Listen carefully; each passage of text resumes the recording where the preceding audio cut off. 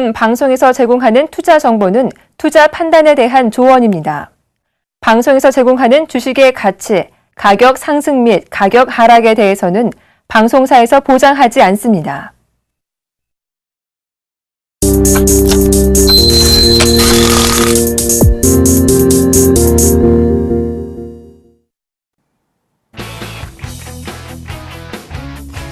시청자 여러분 안녕하십니까. 막상막하 투맨쇼 시즌2의 예병군입니다. 자, 날씨가 많이 추워서 그런가요? 우리 정치에 훈풍이 불고 있지를 않습니다. 자, 오늘도 정치의 흐름은 결코 좋지 못했다고 볼 수 있는데요. 양시장이 모두 좀 빠지고 말았습니다. 그래서 아마 자, 날씨도 추운데 마음도 추운 그런 하루를 보내시지 않으셨나 그런 우려가 됩니다. 자, 오늘 좀 간단한 정리부터 좀 보고 오도록 하겠습니다.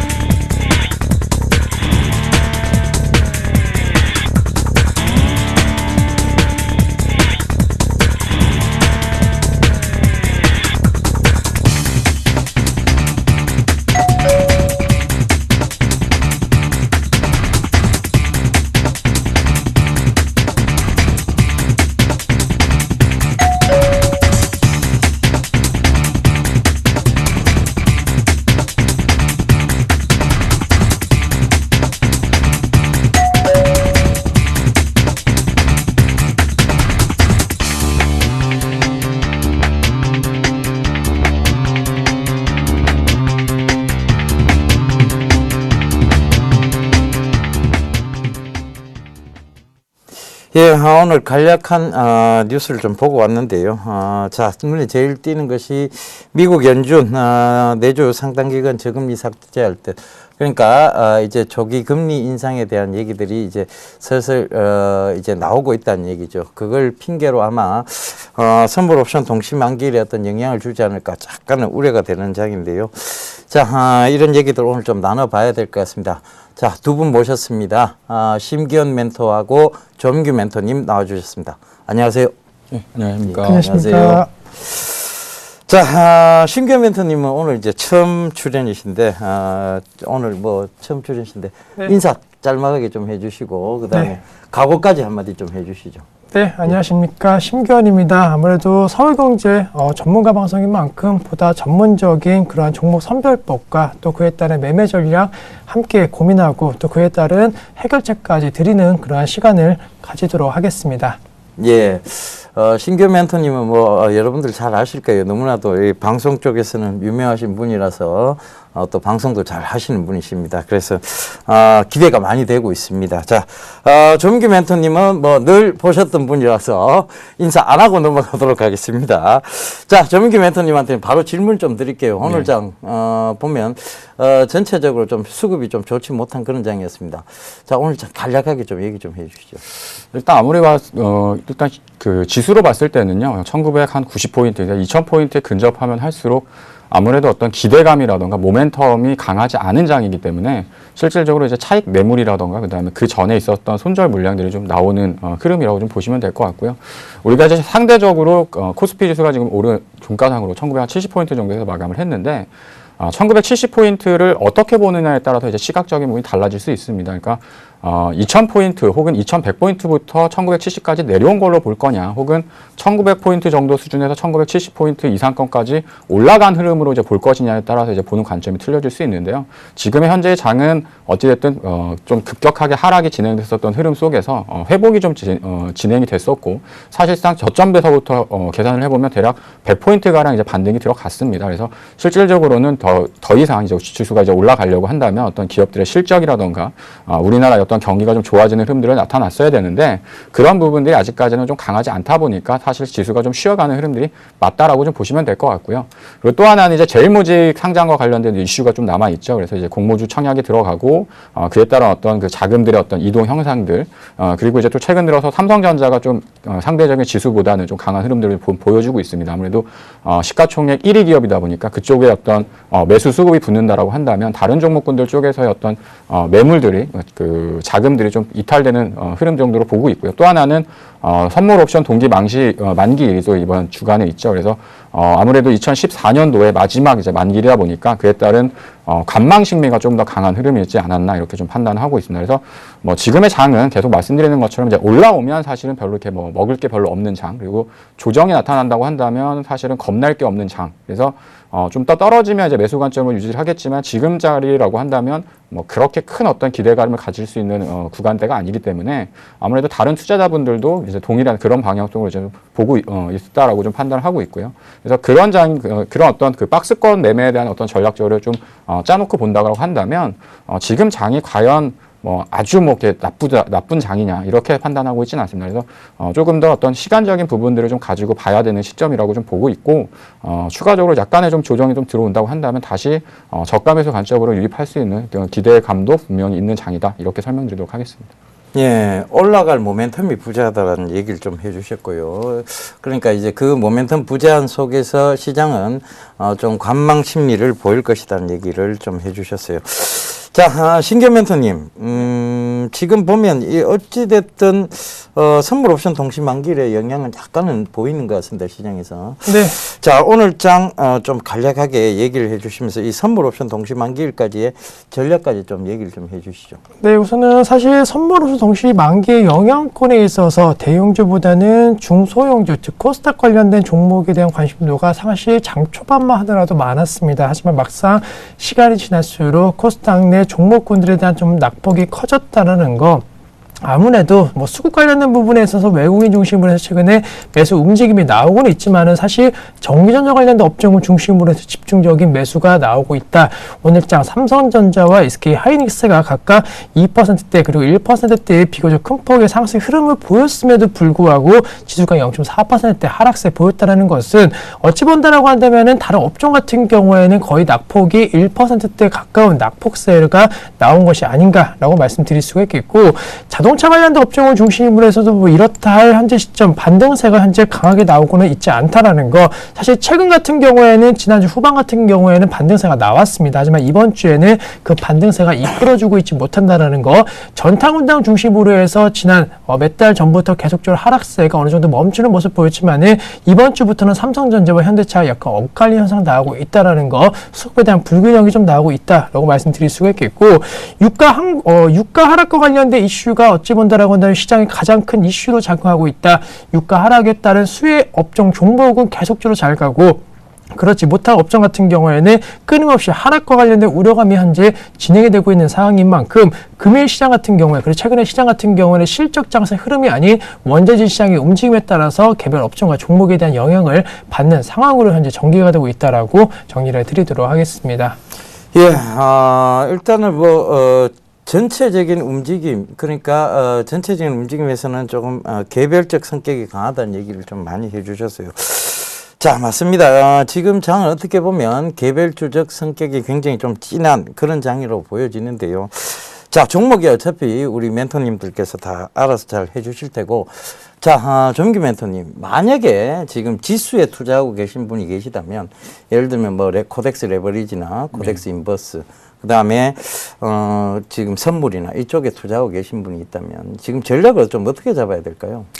일단은 위쪽에 대한 상단은 한 2,000포인트, 한 2,010포인트 내외 정도까지는 이제 좀 열려 있다라고 좀 판단하고 있습니다. 근데 중요한 것은 이제 시점이 이제 중요할 수가 있겠죠. 그래서 아까 그 신기현 멘토님께서도 그런 얘기를 하셨었는데 사실 지금 장은 낙폭과대에 따른 어떤 기술적 반등, 그 다음에 기본적인 어떤 가치를 회복하는 수준까지는 이제 상승이 들어왔다라고 좀 판단을 하셔야 될 것 같습니다. 그래서 여기서 지수가 단기간에 빨리 더 올라갈 수 있느냐 이 부분을 볼 때는 이제 실적이 나와줘야 되는데 실적에 대한 기대감이 현격하게 좀 낮아져 있고요. 그리고 이제 4분기가 이제 거의 이제 그 끝나가는 시점이 되고 이제 연말이 거의 이제 마무리가 되고 있기 때문에 그런 기대감들이 사실은 기대감보다는 이제 사실 우려감이 더 남아 있는 장이라고 좀 보시면 될 것 같습니다. 그래서 주가 지수에 대한 부분들은 좀 차트를 보시면서 좀 전에 말씀드렸던 부분들을 좀 다시 한번 좀 설명을 좀 드리면요. 지수를 볼 때는 한 2,000포인트 초중반, 그래서 2,000 대략적으로 봤을 때 한 2,010포인트 정도까지는 좀 열려 있다라고 좀 보셔도 될 것 같습니다. 다만 여기를 이제 뚫고 올라가서 추가적인 상승이 좀 강하게 나타나기까지는 좀 시간이 좀 걸릴 수 있다라고 좀 보시면 될 것 같고요.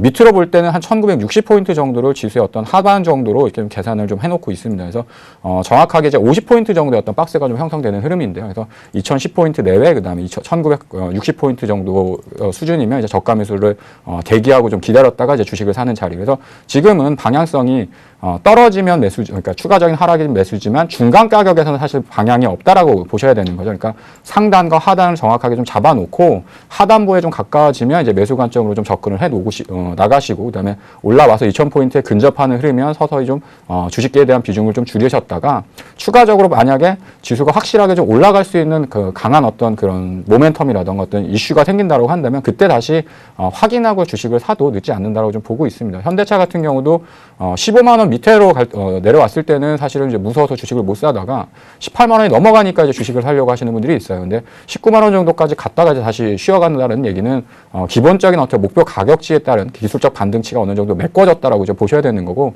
지수 역시도 마찬가지로 똑같은 개념으로 보시면 될 것 같습니다. 그래서 지금까지는 아직까지는 어떤 심리적인 저항선이 2,000포인트에 좀 위치를 하고 있기 때문에 2,000포인트가 넘어가서 예전처럼 2,000포인트를 다시 회복하고 여기서부터 더 많이 뻗어나가기까지는 좀 시간이 좀 걸리지 않을까 이렇게 좀 보고 있는데요. 앞서서 말씀드렸던 것처럼 하지만 추가적인 하락이 있다라고 한다면 크게 겁먹지 않고 좀 시간을 좀 여유롭게 두시고 투자하시는 분들이라고 한다면 저가 매수로 해서 접근하는 것도 괜찮지 않을까 이렇게 보고 있습니다. 예, 박스권 상단을 한 2,000포인트 부근으로 잡고 계시고 박스권 하단을 1960선.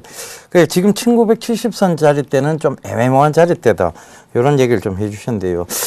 자, 심경 멘토님 아까 전에 뭐 얘기해 주셨습니다만은 조금 전에 그 삼성전자에 대한 부분들을 얘기를 해 주셨어요. 그 삼성전자가 오늘 2%나 오르면서 즉 한 3만 원까지 올랐어요. 3만 원 올랐는데, 자, 그럼에도 불구하고 시장은 빠졌단 말입니다. 결과적으로 보면 시장은 어떤 삼성전자를 받쳐놓고는 시장을 전체적으로 보면 크게 빼는 장이라고 보여지는데요. 이게 모멘텀도 부재하지만 결과적으로 지금 거래 대금이 좀 없다. 이런 좀 측면에서 좀 받아들일 수 있을 것 같은데요. 자, 이거 어떻게 좀 해석을 해야 될까요? 지금 선물 옵션 동시 만기인데 지수는 받쳐 놓을 것 같고, 그렇다고 장을 크게 들 것 같지는 않고, 자, 이거 뭐 선물 옵션 동시 만기일 때까지 뭐 어떤 전략으로 조금 지수의 방향을 좀 잡아봐야 될지 네. 간략하게 얘기 좀 해주시죠. 네, 사실 이번 주 선물 옵션 동시 만기일이 국내 최대 이벤트라고 말씀드릴 수는 있겠지만 엄밀히 말하면 최대 이벤트는 제일모직 상장이다. 모든 자금과 그리고 모든 신경이 제일모직 쪽으로 쏠려 있다라고 말씀드릴 수가 있는데, 아무래도 삼성 SDS 상장과 관련된 부분이 상당히 좀 크게 영향을 미쳤습니다. 아무래도 공모가 대비해서 한 2배 가까운 수익률을 맛본 그런 투자자들, 뭐 개인이든 기관이든 할 것 없이 지금 시점 그거보다 더 큰 대여라고 하는 제일모직 같은 경우에는 어쨌든 간에 몇 주라도 받은다 한다면은 무조건적으로 수익이 날 것이라는 그런 기대감에 차이기 때문에 사실 주식 투자를 하는 자금뿐만이 아니고 청약을 더 받기 위해서 뭐 예금이라든가 혹은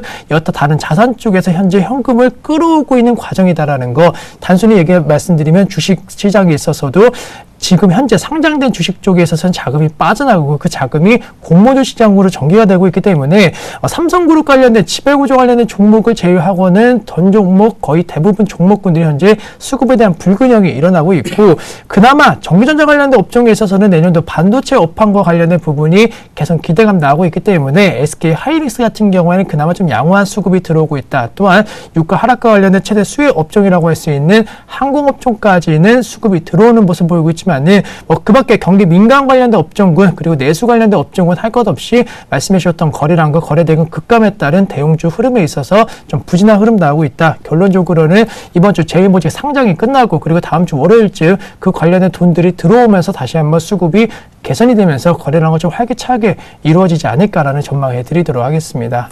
예, 선물 옵션 동시 만기일은 뭐 큰 이벤트라기보다는 오히려 제일모직 상장을 조금 더 큰 이벤트로 잡아주셨습니다.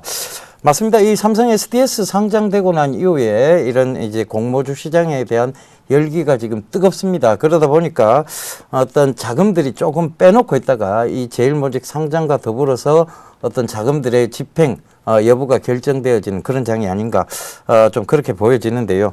자, 금일부터 이제 중국의 경제 공작 회의가 열리기 시작했습니다.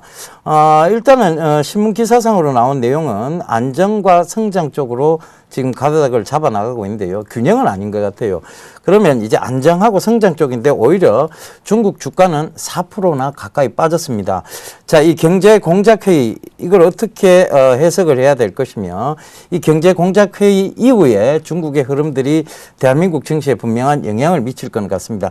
이 얘기 좀 나눠보고 가도록 하겠습니다. 정규 멘토님, 네. 여기에 대해서 좀 간략하게 얘기 좀 해주시죠. 네, 일단 뭐 그런 부분들이 뭐 우리나라 지수에 영향을 줄 수 있는 상황이 크다고 생각하고 있지는 않습니다. 왜냐하면 지금 현재 어떤 우리나라 주가의 지수의 흐름 자체는 과도한 어떤 그 실적에 대한 우려감, 그다음에 그에 따른 주가 하락 이제 현상들이 나타났었고 그러한 부분들이 사실은 이제 우리나라 지수를 보실 것이 아니고요. 이제 종목으로 봤을 때는 상당히 좀 큰 타격들을 좀 많이 받았죠. 그래서 어떤 중국에 따른 어떤 그 정책이라던가 이런 기대감들은 중국 증시에 있어서 영향력으로 이제 발생할 거로 예상은 하고 있지만 그것들이 뭐 우리나라 증시에 있어서 큰 영향을 줄 수 있을 거로 생각하고 있지는 않고요. 가장 중요한 건 이제 방향이죠. 중국이 어느 방향 쪽으로 이제 움직일 것이냐. 그러니까 말씀하셨던 것처럼 성장과 안정이라는 그 단어를 이제 쓰셨는데 이제 그런 부분들을 본다고 한다면 사실은 과거처럼 어떤 성장에 대한 포커스를 많이 둬서 어떤 내년의 어떤 경제 성장률 자체를 올해보다 혹은 과거의 어떤 흐름들보다 더 좋게 만들어 나가겠다 이렇게 판단하기보다는 현재 수준을 유지해 나가는 쪽으로 이제 방향성을 좀 잡아 나갈 가능성이 좀 높기 때문에 이제 그런 부분들을 좀 참고하시면 좋을 것 같고요. 오늘 같은 경우에도 사실은 이제 중국 지수가 장 후반부 들어서 상당히 좀 큰 폭의 하락세를 보였습니다. 근데 단기간에 사실 또 많이 올라왔죠. 그런 부분들에 있어서 차익 실현 매물들이 좀 출회됐던 어떤 흐름이라고 좀 보고 있고요. 그리고 후광투ong 효과라고 해가지고 나타날 수 있었던 기대감들도 아직까지는 좀 남아있는 상황이기 때문에 정책적인 부분이 사실은 우리나라 증시에 악재로서 작용된다기보다는 어떤 시간이 좀 지난 이후에 다시 또 기대감으로 발견될 수 있는 부분들이 좀 크지 않나. 그래서 저는 긍정적인 영향이 좀 더 나올 수 있지 않을까 이렇게 판단하고 있습니다. 예, 일단은 뭐 시진핑의 행보 자체는 좀 성장 쪽으로 초점을 맞춰 나가는 것은 같습니다. 그런데 뭐 크게 신경 쓸 필요는 없다는 조민규 멘토님의 얘기인 것 같은데요.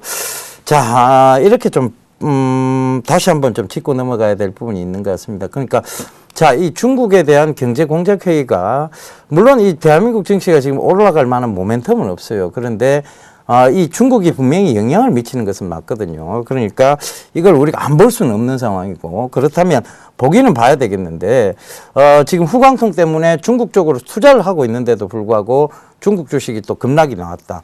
자, 이것은 또 한 번의 어떤 트라우마가 보여질 수도 있는 상황입니다.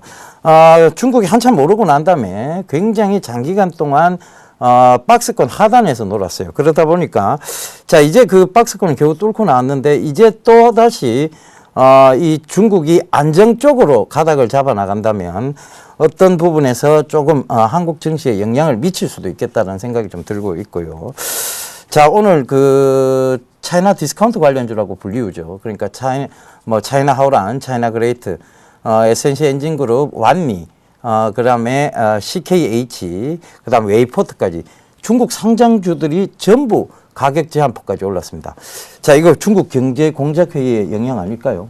네, 우선은 중국 경제 회의를 통해 갖고 아무래도 중국 기업에 대한 이미지 그리고 중국 기업에 대한 관심도가 높아졌기 때문에 사실 중국 원양점 그리고 말씀해주신 차이나 그레이트 같은 종목군들의 상한가 움직임이 나왔는데 결론적으로 말씀드리면 중국 원양점 같은 종목 같은 경우는 상한가 랠리가 11월 달부터 계속적으로 진행이 되고 있다. 아무래도 후광통 관련된 이슈 이후에 관련된 기업에 대한 관심도가 급격하게 높아지고 있는 모습을 보이고 있는데 사실 생각보다 후광통이 시행된 이후에 국내 주식 투자자들이 중국 주식, 본토 주식에 직접 투자하는 것은 그렇게 많이 현재 행해지지가 않습니다. 왜냐하면은 중국 기업에 대해서 아직까지 정보가 없고 또 과거 중국 기업에 대한 신뢰성이 그렇게 강하게 쌓이지 않은 상황에서 관련된 종목에 대한 투자가 그렇게 매끄럽지 않다. 하지만 이미 국내에 상장된 중국 기업 같은 경우에는 오히려 투자자들에 대한 인식이 현재 많이 어느 정도 좋아졌고 또 과거 신뢰성과 관련된 문제점이 해결이 되고 어느 정도 완화가 되면서 중국 본토 주식보다도 오히려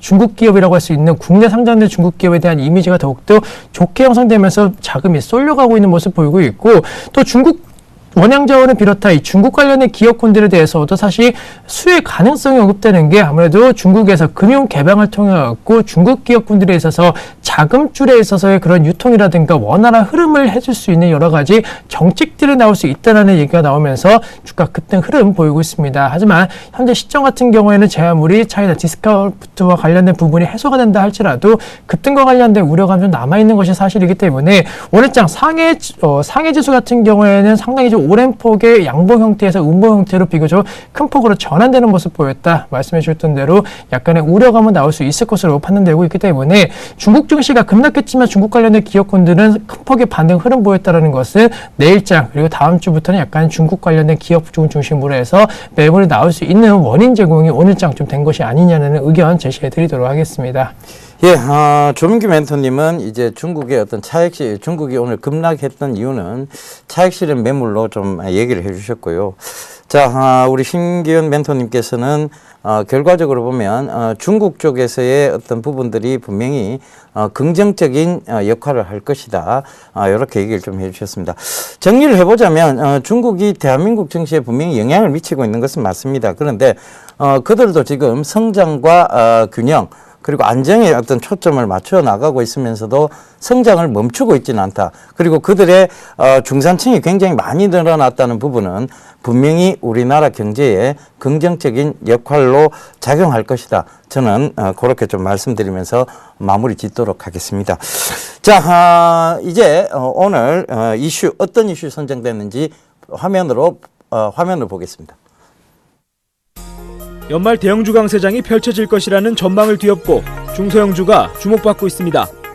한국거래소에 따르면 이달 들어 유가증권 시장에서 중소형주 지수가 대형주 지수 상승률을 다시 앞섰습니다.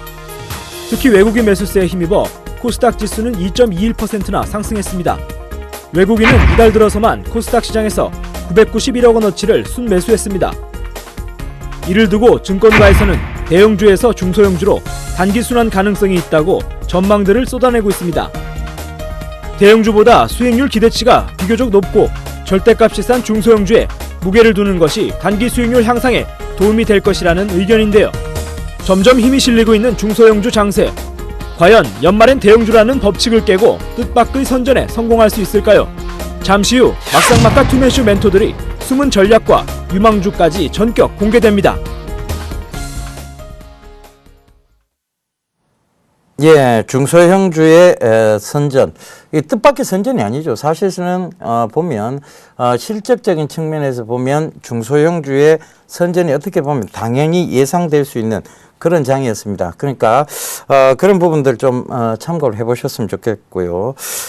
자, 이 중소형주 선전 과연 계속 이어갈 수 있을지 오늘 조금 하락세는 나왔습니다만 결과적으로 보면 아직까지도 지금 사물인터넷 관련주라든가 그다음에 차이나 디스카운트 관련주들이 좀 급격하게 상승을 하면서 어떤 분명한 섹터를 이뤄나가면서 실적적인 측면, 성장성적인 측면에서의 시장이 매기가 이루어지고 있다. 이렇게 좀 볼 수 있겠습니다. 자, 연말에 대형주 많이 담으시죠. 보통 배당 때문에 많이 담으시는데 이게 어김없이 예상을 또 이제 벗어났습니다. 그죠? 예상은 늘 벗어나게끔 되어 있는 것이 정석입니다. 그래서 여기에 대한 간략한 투자 전략 서로 얘기 좀 나눠보도록 하겠습니다. 멘토님, 중소형주 좋아하시잖아요. 그죠? 예. 중소형주도 좋아하고 뭐 대형주도 좋아하긴 하는데 어찌됐든 간에 어느 쪽에 대한 그 수익률이 더 높을 것이냐를 이제 우리가 상대적으로 보고 그다음에 중소형주 쪽이 유리하냐, 대형주 쪽이 유리하냐를 결정을 하는 거죠. 이렇게 어떤 뭐 특정적인 어떤 섹터라던가 어떤 주식의 어떤 크기에 따라 가지고 투자 방법이 달라지거나 하지는 않는 것 같습니다. 저를 기준으로 볼 때는. 근데 이제 대형주 같은 경우에는 뭐 아무래도 업황이라던가 이런 부분들이 글로벌적인 어떤 그 시장 경기, 그다음에 환율이라던가 이렇게 대외적인 변수들에 워낙에 좀 많이 직접적인 노출이 되게 돼 있죠. 그래서 뭐 삼성전자, 현대차 같은 경우도 마찬가지고 다른 어떤 대기업들 같은 경우 상당히 좀 그런 부분들이 많이 있습니다. 그러다 보니까 실적에 대한 어떤 그 예상치라던가 전망 자체가 시장 외부적인 부분에서 대외적인 변수라던가 어떤 다른 지표들을 가지고 우리가 분석을 하는데 분석이 이제 가능한데요. 이제 그런 부분으로 보니까 4분기 그다음에 특히나 이제 4분기부터 이제 올해 전반적인 실적에 대한 그 기대치가 상당히 좀 많이 낮아져 있는 건 사실이고요. 시간이 지나면서 이제 가다 보니까 환율적인 문제, 그다음에 이제 엔화에 대한 문제, 그다음에 최근 들어서 또 유가에 대한 문제까지 이런 것들을 볼 때 4분기 실적이 별로 이렇게 기대감이 그렇게 크지 않다, 높지 않다 이런 부분들이 연거푸 이제 나오는 부분들이 생기는 거죠. 그래서 시장이 어떻게 연말에 어떤 대형주들의 그 시장의 어떤 기대를 가지고 있었다라고 한다면 그것보다는 사실 우리나라 코스피 지수가 다시 좀 이렇게 우상향 돼서 2,000포인트로 넘기고 마감하지 않겠냐 이렇게 전망을 했었던 것들이 사실은 맞는 표현인 것 같고요. 대형주로서의 어떤 기대감을 가졌다 이렇게 판단하기보다는 분명 대형주 중에서도 잘 나가는 대형주들은 또 잘 나가고 있습니다. 지금 주가의 흐름도 좋고요. 근데 전반적인 어떤 흐름 자체가 경기에 대한 어떤 둔화, 그다음에 실적에 대한 우려감이 있기 때문에 중소형주에 대한 기대치가 더 커지는 부분들이 생기는 거고요. 또 하나는 사실 이제 중소형주라는 건 성장성에 기대를 하는 거죠. 이제 가치적인 측면들보다 이제 성장성에 기대를 하는 건데, 올해를 기준으로 보면 뭐 내년까지 이어지는 어떤 성장 그로스가 반도체 장비 업종이라던가 이런 쪽에 투자가 들어간 설비 투자에 대한 기대치들이 이제 상당히 좀 남아있는 상황들이 있고요. 그러다 보니까 그런 어떤 내년도의 실적을 감안했을 때에도 올해보다 또 내년이 더 좋아질 수 있다. 뭐 특히나 이제 중소형주, 그다음에 그런 어떤 특정 섹터들, 이 실적에 대한 기대감이 남아있는 종목군들은 이제 그런 쪽으로 좀 보시면 좋을 것 같고요. 특히나 이제 새로운 어떤 사업에 대한 기대감도 상당히 많이 있습니다. 실적에 대한 부분들도 있지만 어떤 새로운 사업군들이 있죠. 이제 그런 부분들에 대한 기대감들이 대기업들이 실질적으로 그것들을 행해가지고 매출과 실적으로 잡히는 데까지는 상당히 좀 긴 시간이 필요하지만 중소형주들 같은 경우는 그런 사업을 통해서 나타날 수 있는 그 매출에 대한 변동폭이 상대적으로 클 수 있기 때문에 이런 부분에서 어떤 중소형주 강세 현상은 올해뿐만 아니라 이제 내년에도 아마 더 강하게 나타나지 않을까 저는 이렇게 보고 있습니다. 예, 내년까지 중소형주의 강세는 좀 지속될 것이다라는 얘기를 좀 해주셨는데요.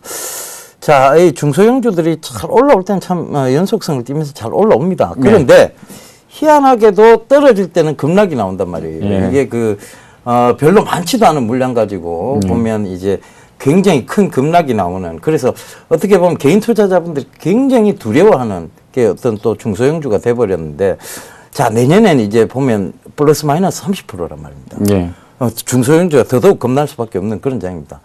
내년 시장에도 과연 이런 플러스 마이너스 30% 제도가 있는데 중소형주의 어떤 위험성을 어떻게 하면 좀 벗어날 수 있는지 그것까지 좀 얘기를 해 주시죠. 결론부터 말씀드리면 대형주도 위험하고요. 중소형주도 위험한 건 똑같습니다. 주가가 하락하면 손실을 보는 건 당연한 이치고요.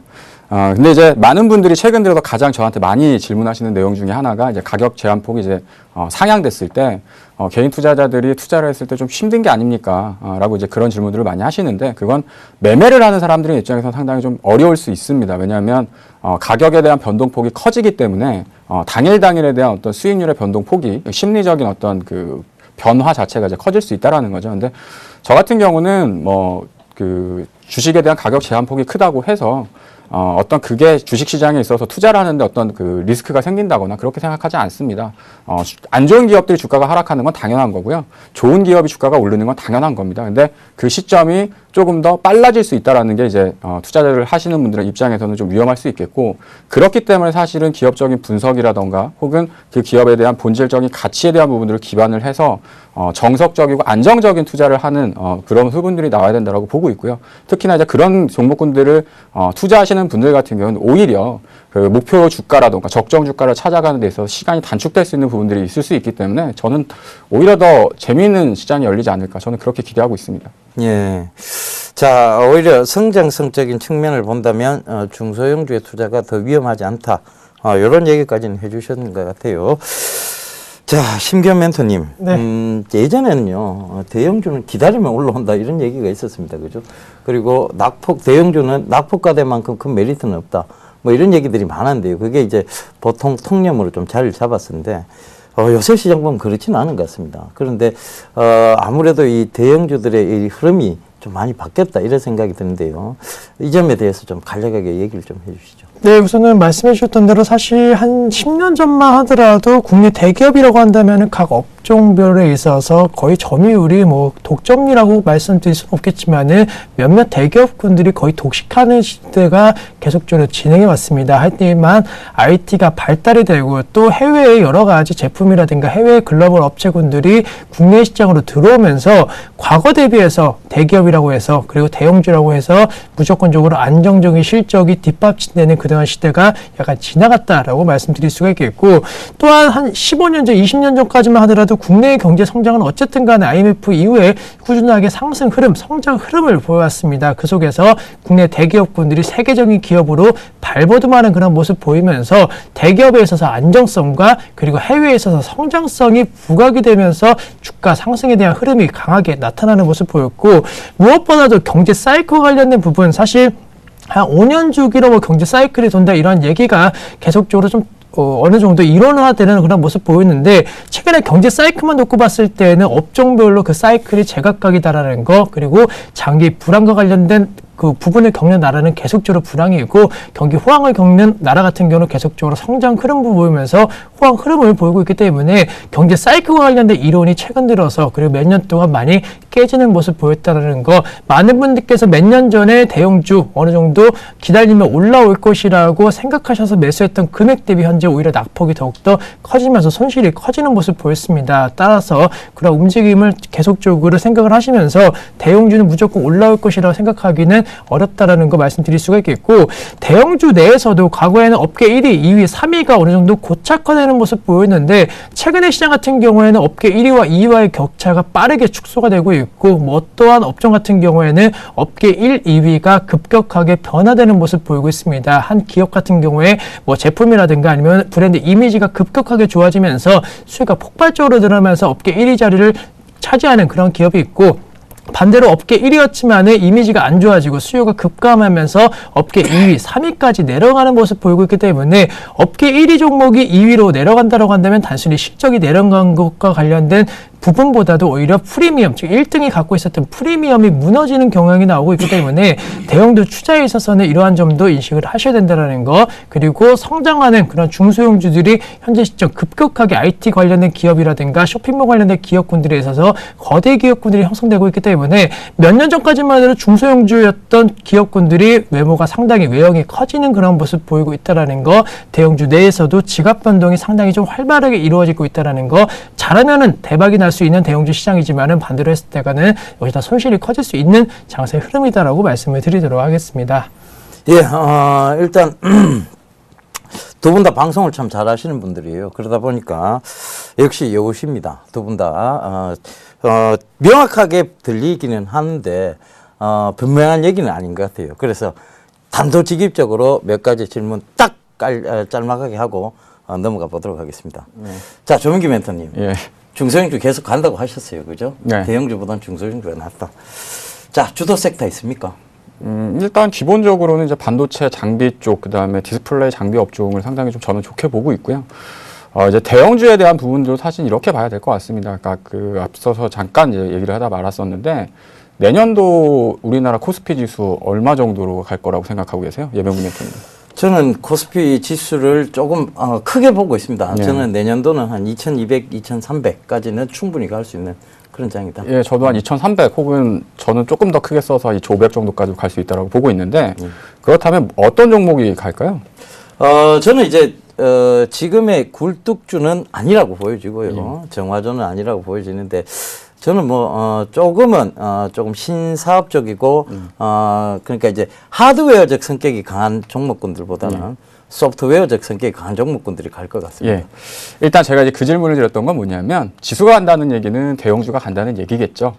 그러니까 대형주라고 해가지고 무조건 기피할 게 아니라 어떤 종목을 사서 좀 긴 관점으로 이제 끌고 나갈 것이냐를 이제 잘 선별해야 되는 게 중요한 키 포인트이다라고 좀 보고 있고요. 중소형주를 상대적으로 선호하는 이유는 뭐냐면 이익에 대한 크기가 더 클 수 있기 때문에 중소형주를 선호하는 겁니다. 그러니까 지금 정도 수준이라고 한다면 대형주도 마찬가지고 중소형주도 어느 정도 수익을 낼 수 있지만 대형주는 안정적인 수익을 내기 위해서 선택하는 정도의 수준이고 중소형주를 선택하는 이유는 큰 수익을 노리기 위해 선택하는 정도의 차이가 있을 뿐이지 지금 현재 시장, 우리나라 시장을 봤을 때는 충분히 내년 정도로 간다라고 했을 때도 충분히 기회가 있다라고 보고 있고요.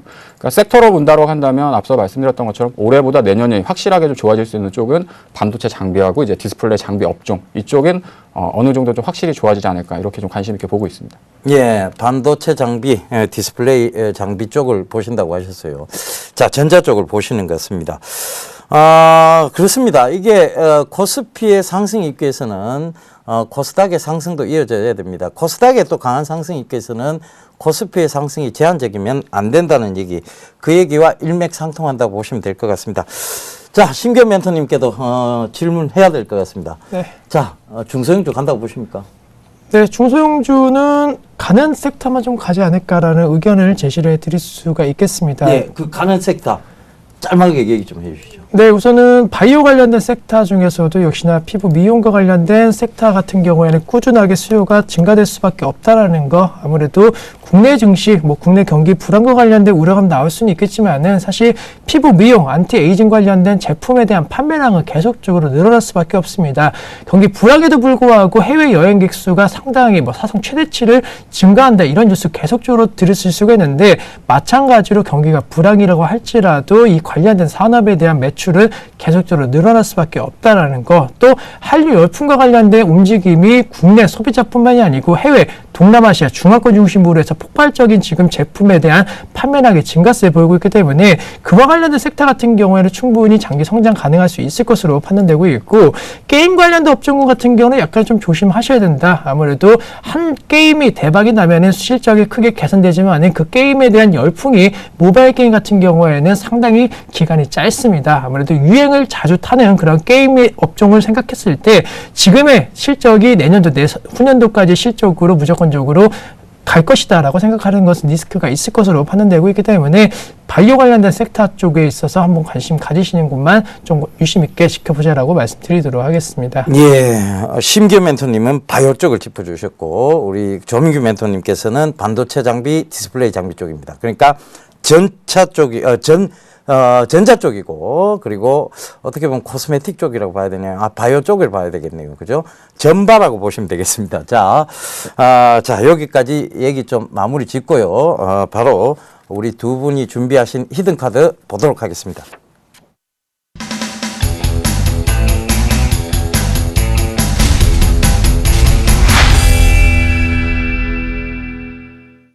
어떤 종목 가지고 오셨는지 보도록 하겠습니다. 자, 조민규 멘토님은 SFA를 또 들고 오셨네요. 자, 또라는 얘기 나왔습니다, 제가. 투자 포인트 한번 보도록 하겠습니다. 역시 반도체 쪽이라고 얘기를 하셨는데, 디스플레이 관련주죠. 디스플레이 투자에 대한 기대가 기대에 대한 부분을 좀 들고 오신 것 같아요. 그리고 실적 성장의 전망에 대한 부분들을 좀 투자 포인트로 잡으신 것 같습니다. 자, 심기현 멘토님 종목 한번 보고 오도록 하겠습니다. 자, GS 리테일이네요. 투자 포인트로는 안정적인 매출 기대감이 적용되고, 그렇죠. 1인 가구가 많이 등장하고 있죠. 그래서 1인 소비 트렌드에 부합하고 있다. 이 얘기를 좀 들고 오신 것 같습니다. 자, 본격적으로 두 분 얘기를 좀 나눠보도록 하겠습니다.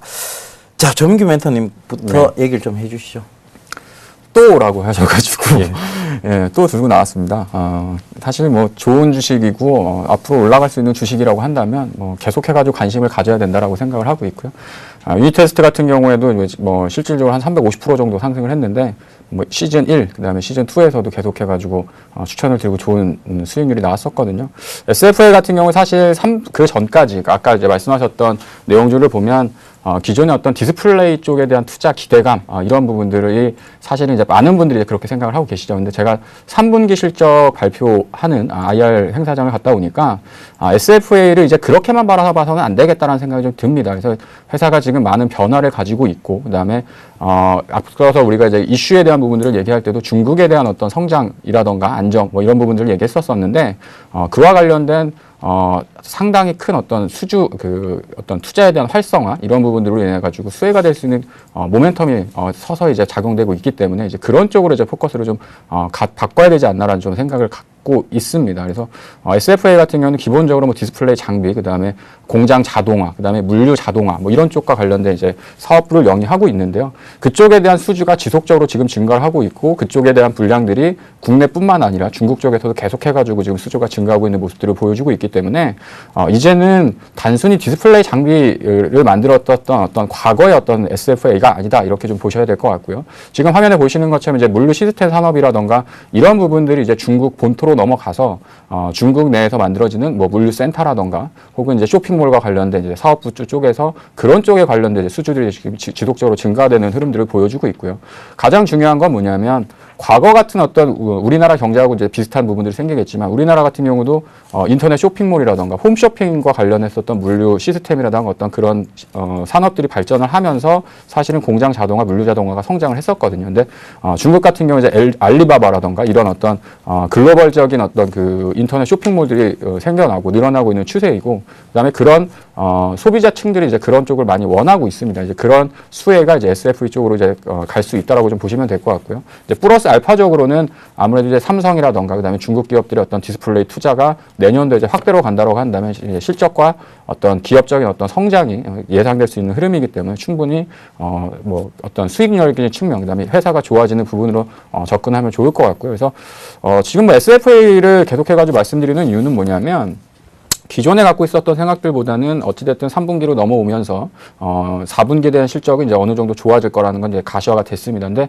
내년도 실적에 대한 그 크기가 얼만큼 될지를 지금 상황에서 사실은 예측할 수가 없습니다. 그러니까 시장에서 예측하는 것들을 항상 벗어나는 것들이 이제 우리 그 주식시장의 일상적인 흐름들인데 지금 SFA 같은 경우는 현재 정도의 흐름으로 간다고 한다면 내년도 실적도 상당히 크게 좋아질 걸로 예상을 하고 있고요. 그다음에 대기업들이 올해 같은 경우는 디스플레이 쪽 반도체 쪽은 어느 정도 투자가 진행이 됐었지만 뭐 OLED라던가 뭐 많이 알고 계시는 LCD라던가 이런 쪽에 대한 투자가 사실은 많이 없었거든요. 근데 그런 부분들도 내년에서부터 또 가시화될 수 있는 흐름들이 나타날 수 있기 때문에 실적을 본다고 하더라도 충분히 투자할 만한 대상이 아닌가 이렇게 좀 생각이 되어집니다. 그래서 목표 주가에 대한 부분들을 좀 잠깐 설명을 좀 드리도록 할 텐데요. 네, 일단 오늘 기준으로 봤을 때 시가총액이 8,932억 정도 됐습니다. 그래서 시가총액이 1조 2천억 정도를 달성을 하면 목표 주가 지수가 주가로 환산했을 경우에 66,000원 정도 되는데요. 1차적인 목표가는 한 6만 원 정도로 일단 편입을 말씀을 좀 드리도록 하겠고요. 마찬가지로 6만 원 도달을 하게 되면 다시 목표 주가는 상향 조정할 의향이 있습니다. 그래서 일단 뭐 SFA에 대한 기업적인 내용은 방송에서도 몇 번 설명을 드렸기 때문에 차트를 보시면서요. 근데 어떤 그 주가 위치하고 투자 전략을 좀 같이 말씀을 드리도록 하겠습니다.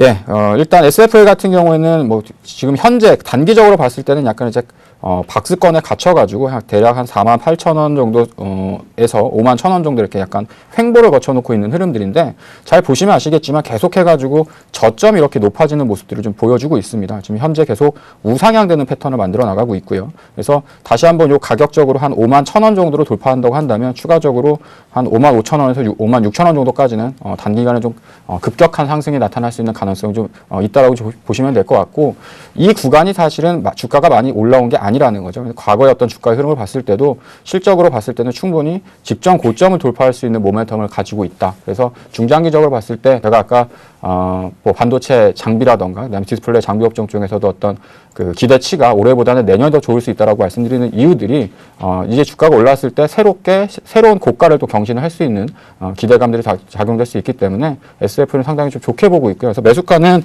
지금 현재 가격권 정도 수준인데요. 대략 내일 어느 정도 좀 조정을 받는다고 한다면 49,500원 정도 수준에서 편입을 좀 하도록 하겠고 아까 말씀드렸던 것처럼 목표가는 6만 원, 그다음에 손절가는 44,000원 정도로 설정을 해서 내일장에서 편입을 시도하도록 하겠습니다. 예. 자, SFA 참, 제가 또라는 얘기를 드렸습니다만, 저도 좀, 뭐, 사실, 조민기 멘토님하고 성향이 좀 비슷해서, 저도 장기 투자를 좀 좋아하는 편입니다. 그래서 저도 계속 또 이러면서 사물 인터넷을 밀었죠. 그래서 또라는 얘기를 좀 드리기가 좀 부끄러웠는데, 예.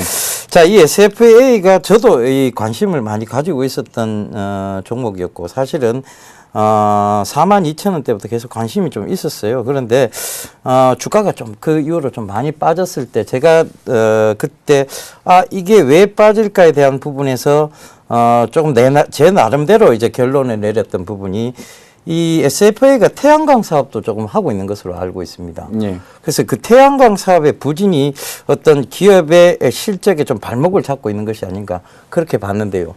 자, 이 부분 조금 얘기를 좀 추가적으로 좀 설명을 좀 해주시죠. 사실 이제 그 SFA에서 그 태양광 산업이 차지하는 비중은 사실 뭐 그렇게 높지 않다라고 좀 보시면 될 것 같고요.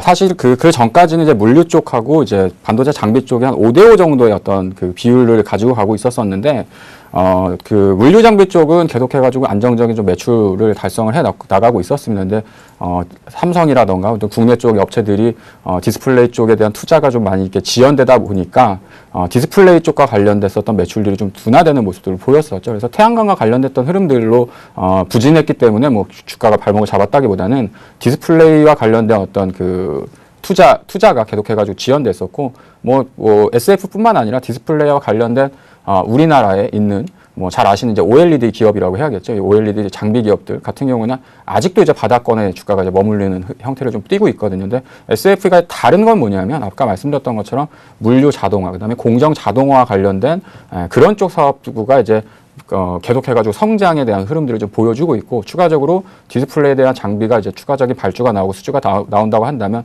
그 폭이 이제 더 커질 수 있기 때문에 그 기대치를 가지고서 이제 SFA를 바라봐야 되지 않나 이렇게 판단하고 있습니다. 예. 뭐 별 문제가 되지 않는다. 태양광 뭐 비중이 작다. 이런 얘기 해주셨습니다. 자, 신겸 멘토님.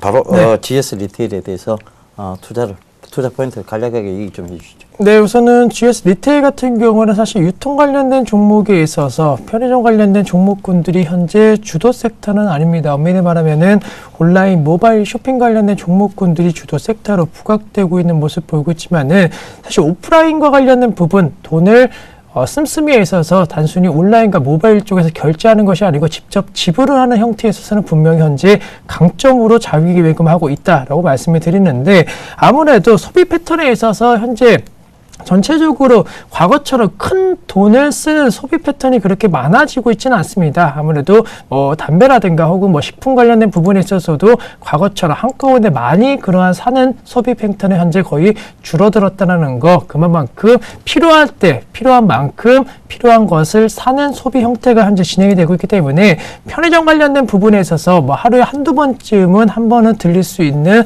그러한 장소로 변화되었다. 그만큼 국내 그리고 우리 주변에 있어서도 사실 편의점과 그리고 휴대폰 가게 등 상당히 좀 많이 포진되어 있는 곳은 그만큼 접근성이 좋기 때문에 언제든지 쉽게 갈 수 있는 곳으로 생각이 되고 있다는 것이 가장 큰 장점이 될 수 있다라고 말씀드릴 수가 있겠고, 최근에 있어서도 이 편의점 관련된 부분에 있어서는 복합 쇼핑과 관련된 부분으로 좀 탈바꿈되고 있습니다. 아직까지는 그런 모습이 온전치는 않지만은 조금씩 그와 관련된 움직임으로 변화되고 있다는 거, 과거 대비해서 이 편의점 관련된 부분에 있어서 다양한 제품, 그리고 단순히 먹거리에서 떠나서 이제는 통신이라든가 아니면은 여타 다른 택배 서비스라든가 주로 실생활과 연관된 서비스를 사용하고 또 그와 관련된 편리성이 있는 곳으로 좀 변화되고 있기 때문에 복합 쇼핑과 관련된 부분에 있어서의 트렌드 변화가 편의점 중심으로 좀 재편되지 않을까라고 말씀드릴 수가 있겠고, GS 리테일을 비롯한 이 편의점 업계 같은 경우에는 분명히 국내 시장에 있어서